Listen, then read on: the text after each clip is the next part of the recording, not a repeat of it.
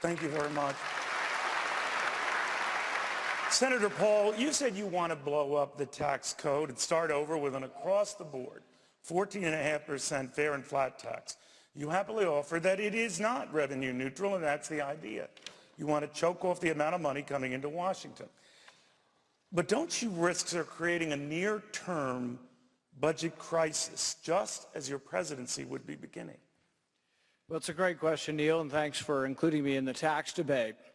I think what's important about the tax debate is that we have to ask the question, where is money best spent? In the private sector and the government sector. I want a government really, really small, so small you can barely see it. So I want lower taxes and much more money in the private sector. My tax plan, however, is the only tax plan among any of the candidates on the stage that is part of a balanced budget plan. I put forward 3 plans that actually balance the budget over a 5-year period. Each of these plans have details on exactly where we'd cut. The question came up earlier, where would you cut?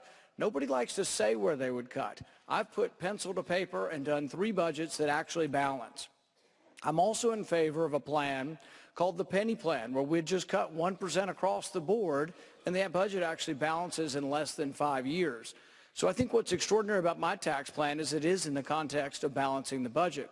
What's also extraordinary about my tax plan is it gets rid of the payroll tax.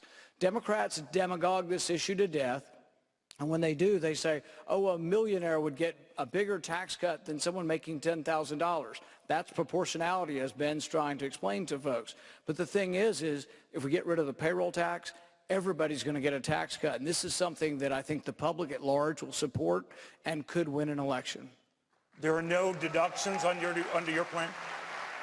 Ours is 14.5% for corporations, 14.5% for individuals, no payroll tax for the employee, the business tax pays for Social Security, and there would be 2 remaining deductions, home mortgage and charity. Thank you, Senator. Thank you.